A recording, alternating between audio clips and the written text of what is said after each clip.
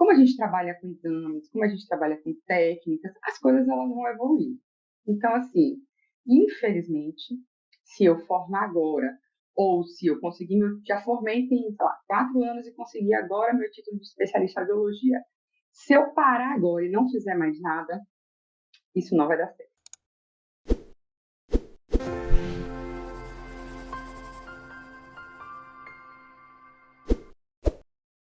Olá, gente, tudo bom? Para quem não me conhece, meu nome é Júlia Valente, sou professora aqui da Forma Online da área de audiologia. A reflexão que eu quero trazer hoje para vocês, na verdade, eu acho que é uma pergunta que de tempos em tempos a gente tem que se fazer.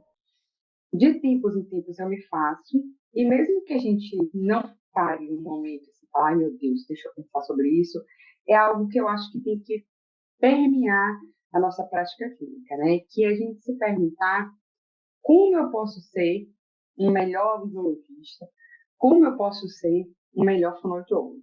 Eu sei, eu me formei, eu vejo os meus alunos se formarem, que quando a gente está ali na beira de formar, né, que a gente não aguenta mais estudar, a gente não aguenta mais TCC, a gente não aguenta mais estágio, o ciclo final da faculdade, né, tende a ser um ciclo muito pesado. E aí a gente se forma, consegue o diploma. Realmente, a gente, normalmente, na maioria das pessoas, leva um tempo respirando. E aí, por motivo que seja, porque você gosta, porque você ama, porque foi a oportunidade que apareceu, você começa a trabalhar com algo. Quando eu falo audiologista, gente, eu não estou falando necessariamente daquela pessoa que tem o título de especialista, que na verdade era esse que deveria ser considerado audiologista, que é considerado audiologista. Mas quando eu falo audiologista, eu estou me referindo às pessoas que trabalham com audiologia. Então, assim, o pensamento é, eu trabalho com audiologia e eu acho que o pensamento que a gente vai ter aqui vai poder até se estender para fonoaudiólogos em geral. Como eu posso melhorar a minha atuação profissional? Como eu posso fazer diferença, tanto na vida do paciente, daquela pessoa que eu estou, né, que precisa de visto bom, como eu posso fazer diferença até no mercado de trabalho? Se a gente consegue se destacar, normalmente a gente consegue trabalhar em lugares melhores, a gente consegue remuneração melhor e daí por diante. A audiologia ela acaba se diferindo muito das outras práticas fonoaudiológicas, né? Apesar da gente ter a parte, por exemplo, da reabilitação auditiva, da terapia auditiva, não é a parte que a maioria dos fonos que trabalham com áudio trabalham.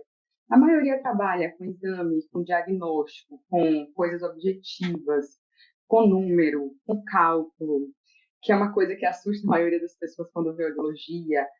Normalmente a gente vê um paciente que vem fazer um exame com a gente e caso a gente consiga terminar o exame naquele momento, a gente não vai ver ele no mínimo daqui a 6 meses, no mínimo daqui a um ano, ou nunca mais na vida, né? Diferente da terapia, que a gente está o tempo todo ali, né? Uma semana, na outra semana, trabalhando. Então, assim, como que eu posso fazer para eu me destacar, fazer a diferença, né? Para ser um profissional reconhecido, daí por diante. Quando a gente vai fazer esse questionamento, eu acho que a gente tem que olhar para dois lados. A gente não tem uma resposta só, não é só fazer isso. A parte técnica mesmo e a parte, qual é o termo que a gente pode usar isso? A parte, talvez que a gente chame de empatia, que é o que eu vejo muito que a saúde coletiva deveria contribuir para as áreas da fonoaudiologia. E essa segunda parte, eu vou ser bem honesta para vocês e vou dizer que eu não formei com essa visão. Essa minha visão ela foi criada durante a minha prática e conversas com profissionais da saúde coletiva que tinham um pouquinho de visão virada para mim.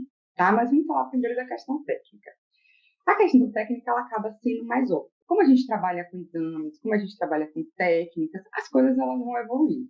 Então, assim, infelizmente, se eu formar agora, ou se eu conseguir, já formei tem, sei lá, 4 anos e consegui agora meu título de especialista em audiologia. Se eu parar agora e não fizer mais nada, isso não vai dar certo. A gente precisa o tempo todo estar se atualizando. Os exames mudam, a forma da gente entender como a audição funciona já mudou muito, os protocolos mudam e a gente precisa se atualizar. Eu não conheço nenhuma profissão que a gente não precisa se atualizar sobre isso. Eu vi uma postagem recentemente que falava assim: você vai formar e você não vai saber fazer tudo. Você vai formar e você pode saber saindo fazer uma audiometria maravilhosamente, mas você não vai saber mexer em todos os equipamentos, em todos os audiômetros do mundo. O que você precisa é sair com a base muito forte e ter certeza que você vai fazer o seu melhor possível. Então, você vai correr atrás, você vai buscar, você vai ler o manual, você vai atrás de alguém que conheça aquele equipamento e daí por diante. E essa é a verdade. Pode parecer cansativo, mas é assim. Quando eu formei na faculdade, eu não trabalhava com diagnóstico infantil. Mas eu sabia que naquela época, até porque eu fiz a pós-graduação em áudio, a gente tinha emissão e PEAT Click. Hoje em dia, a gente sabe que PEAT Click para limiar auditivo já não é o preconizado, a gente tem que fazer o frequência específica. Não sabia frequência específica quando formei, não sabia frequência específica quando fiz a pós-graduação e tive que aprender a fazer frequência específica, já que a minha vida me levou para fazer diagnóstico infantil. E hoje eu faço diferença sabendo fazer em frequência específica e sabendo até fazer o PEAT Click para neurodiagnóstico em criança, porque a gente sabe que o padrão não é o mesmo, a gente sabe que a forma de atender não é o mesmo. E eu posso dizer que eu me destaquei nessa questão profissional de diagnóstico auditivo infantil, até da audiometria, até da emissão. Eu sou uma pessoa, por exemplo, que não tenho filho e nunca tive muito contato com criança, e tive que aprender. Não necessariamente você tem que fazer um curso super caro, você tem que viajar. Com a pandemia, muita coisa se virtualizou. Hoje em dia, a gente já tem muitos cursos gratuitos que você pode compartilhar em rede social. Eu ainda participo de muito curso, eu assisto muito curso gratuito, da questão vestibular também. Quando eu formei, era só beca, não tinha mais nada. E hoje a gente tem mais diversos exames. Então, se sua carreira está encaminhando para a questão vestibular, vai ter que aprender os exames que não estejam relacionados só a beca. A gente tem que estar sempre atualizado. Parece cansativo, eu acho que em alguns momentos é cansativo. É estressante você aprender a fazer uma coisa nova. Quando eu tive, por exemplo, que aprender frequência específica, claro que eu me estressei, né? Como eu trabalho muito com criança, me veio a proposta, por exemplo, de eu aprender a fazer o teste da linguinha, que era uma coisa muito fora da minha área, e eu topei aprender. Aí, esse eu paguei um curso, eu fui estagiar, então assim, não tem para onde correr, gente. Então assim, eu consigo pegar uma criança e fazer o auditivo e o teste da linguinha nela. Isso me diferencia. De vez a mãe ter que ir para mim e depois ir para outro lugar, ela pode vir para mim e fazer tudo comigo, tá? Eu não sei como é aí para vocês, mas aqui eu sou de Salvador, né? E trabalho tanto em Salvador como em regiões metropolitanas aqui. A gente não tem essa cobertura perfeita em maternidade, de aí todo mundo sai com o teste da orelhinha da linguinha, não sai. Então eu tive essa oportunidade, eu fui correr atrás, tá? Então essa questão técnica eu sei que em muitos momentos parece cansativo. E é. Mas se a gente consegue ter o que eu sempre preconizo aqui, o raciocínio clínico, entender o porquê das coisas, fazer as coisas tendo propriedade, entendendo, sabendo a fisiologia. Não estou dizendo que a gente tem um raciocínio clínico, é uma coisa que é de hoje para amanhã. A gente precisa treinar. Quando você aprende algo novo, ou um complemento, porque o PA de frequência específica é um complemento, não é tão ruim. A gente consegue pegar mais fácil o negócio. Então, a primeira coisa é, não tem como. Você tem que ser atualizado. Topar fazer as coisas que você tem propriedade. Então, por exemplo, queriam que eu abrisse o teste da linguinha. A mesma coisa foi no frequência específica. Muito rápido, assim, eu acabei de fazer o curso, embora. Não, eu vou treinar, eu vou pegar a mão e eu só vou aprender a fazer, só vou liberar e marque e faça quando eu tiver propriedade do que eu estou fazendo. A segunda coisa, que é menos óbvia, a gente tem que mudar um pouquinho a nossa forma de entender o que a gente faz. É muito importante o técnico, muito. Não adianta você ter tudo maravilhoso e você ter um exame errado, né? Não tem como negar isso. Mas não é só o exame. Nunca foi e nunca será só o exame, tá? E a gente precisa entender. A gente precisa entender que, ótimo, sou audiologista, tenho meu título reconhecido lá, mas você é fonoaudiólogo. Você é profissional de saúde e, maior que isso, você é um ser humano. E eu posso dizer com propriedade de causa que a gente entender um pouquinho disso faz a diferença. Eu trabalho com diagnóstico auditivo. Nem para entrar no quesito infantil aí. Não trabalho no SUS hoje em dia, mas eu sei como que faz para ter aparelho do SUS, como que a pessoa tem que proceder. Eu sei encaminhar. Eu sei dizer o horário de atendimento. Eu sei parar para conversar e dar o feedback para a pessoa. Eu sei explicar para a pessoa por que ela tem uma perda maior em agudos, não tem tanto em grave, e isso atrapalha a comunicação. É ter a ideia que não é só fazer o exame. E nunca foi, nunca será. E isso vai mudar muito, sabe por quê? Porque você muda o seu atendimento, né? Não estou dizendo que você tem que ser uma pessoa extremamente formal, que você tem que ser aquela pessoa super. Não, claro, a gente também não pode ficar.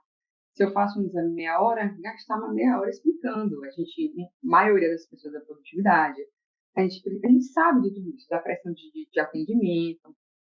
Eu vivo a mesma coisa que você vive aí, tá? Mas também não pode ser de qualquer jeito, sabe?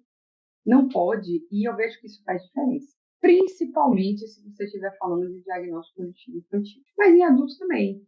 É eu explicar, pô, eu não sei como é que vai lá no CEPRED para receber o aparelho. O CEPRED é o órgão estadual referência daqui, que dá aparelho auditivo. A senhora vai tal dia, a senhora tem que ir na UBS, a senhora tem que pedir agendamento, se isso não conseguir, papapá, ppp. Eu fiz um teste da linguinha, deu alterado. Onde que pode fazer FENECTO? Para que médico a senhora tem que ir? A senhora tem plano de saúde? Ah, se a senhora tem plano de saúde, aqui na clínica esse profissional faz. Não, a senhora não tem plano de saúde. Eu conheço um lugar que tem um valor popular que é confiável. A gente tem que saber os encaminhamentos. A gente precisa abraçar o nosso paciente e isso faz diferença. Incontável nos atendimentos infantis que eu falo, da quantidade de pessoas que viram para mim e fazem assim, pô, tentou fazer com outro fone e não conseguiu. Mas não foi, se não duvidar, o fono está usando a mesma técnica que eu. Mas o fono não teve paciência, não quis entender o que eu falei, percebeu como meu filho era e queria que meu filho fizesse uma coisa que ele não é capaz, porque eu estou falando só de audiometria. O bebê, né? É difícil encaixar bebê em uma agenda para você ter produtividade boa. É, mas acreditem, a maioria das mães de bebês são bem tranquilas quanto isso. Por exemplo, eu tinha um bebê que estava lá pelejando para dormir. O bebê não dormia de jeito nenhum. Já era a segunda vez que eu bebê. O bebê não tinha dormido de jeito nenhum. Primeira coisa, assim, e que não adianta. Não adianta você culpar pai, não adianta você reclamar porque a criança veio dormir no caminho. Esse caminho não vai resolver sua vida. E a mãe tentando, chegou a entrar na sala, vamos colocar os eletrodos primeiro. A criança dorme, não dorme, não dorme. Aí a menina da recepção virou para mim e falou assim: Júlia, o médico quer um extra, será que consegue? A gente também tem que, acreditem, os pais eles estão tranquilos. Mãe, é o seguinte, apareceu um exame para eu fazer e ele está acordado. A senhora pode, por favor, tentar botar para ele dormir lá fora enquanto eu atendo esse paciente, porque na hora que eu acabar, que ele estiver dormindo, eu chamo. Nunca vi uma mãe, um pai de uma criança que esteja botando a criança para dormir dizer que não. Nunca. E na hora que esse extra entra, eu falo, oh, vou fazer o exame da senhora, porque ele era áudio emissão ibera, né? Não era só áudio, nem exame só. Se a criança dormir, a gente espera uns 10 minutinhos para fazer o exame. Se eu tiver entre um exame e outro, eu vou ter que te pedir para aguardar lá fora para poder atender a criança, para eu não perder o sono dela, porque também nunca vi um extra falar que não aceitava. Tudo é a forma como você fala, como você demonstra, você se mostrar acessível, você mostrar que você não aperta o botão. Porque o que faz diferença é isso. No fundo, se você junta o técnico do raciocínio com o ser humano, é você mostrar que não aperta o botão. Né? Então, assim, eu já trabalhei muito com aparelho auditivo. Eu sei mexer no aparelho auditivo. Aí o paciente chega para mim, eu vejo que o molde está assim, não sabe tirar o aparelho auditivo, tirou o aparelho auditivo e esqueceu de abrir a gaveta de pilha. Tenho que ir lá e eu tenho que fazer, eu tenho que mostrar. E acreditem, isso te diferencia das outras pessoas. Por exemplo, e eu vou falar com vocês aqui de forma mercadológica, mas eu não acho que seja só isso. A gente tem uma responsabilidade em cima da nossa profissão. Mas de eu saber, por exemplo, de fonos que fazem terapia com crianças, pedirem para fazer comigo, porque sabe que eu vou conseguir botar um contexto melhor e principalmente na devolutiva que eu vou dar para essa mãe do resultado que eu achei, do que fazer com algumas outras profissionais que não têm esse cuidado, entendeu? Então, assim, a gente às vezes quer muito técnico, né? Que é importante, como eu falei, e o técnico acredite, a gente acha que é trabalhoso, entre aspas, ser mais humano no nosso atendimento, mas ser tecnicamente atualizado dá muito mais trabalho, porque você tem que ficar o tempo todo correndo atrás, lendo, estudando, se atualizando, tá? O meu recado, se eu for aqui resumir uma frase, é como que eu faço para me destacar ou para melhorar a minha atuação como audiologista, não seja um apertador de botão. Se você não for um apertador de botão, o seu problema está resolvido. Por exemplo, se vocês forem olhar o curso que a gente tem sobre avaliação auditivo infantil, vocês vão ver que eu falo muito sobre isso, que eu puxo muito essa questão. Se você dá mais a questão voltada para o ser mais humano, vamos dizer assim. A gente tem um curso aqui sobre raciocínio audiológico na avaliação audiológica básica. Então, se eu quero aprender a ter aquele raciocínio para poder, quando eu me atualizar, ser até mais fácil, a gente tem esse curso também, tá? Espero que vocês tenham gostado, espero que vocês perguntem para vocês mesmos o que vocês podem melhorar. Eu acho que a gente precisa refletir sobre a nossa prática. Eu não sou perfeita, você não é perfeito, e eu acho que a gente sempre tem que tentar fazer o nosso melhor, tá? Então, até se quiserem escrever aqui embaixo o que vocês eram, o que vocês não eram, eu não tinha essa visão hoje de atendimento, de encaminhamento, de devolutiva, hoje eu tenho, e eu posso dizer que mudou muito a minha prática aqui. Se quiser, coloca aqui que a gente vai discutindo, se não, semana que vem, ou mês que vem, a gente volta para discutir outro assunto, tá certo? Abraços, não esquece de se inscrever e ir lá no site ver os cursos. Beijos!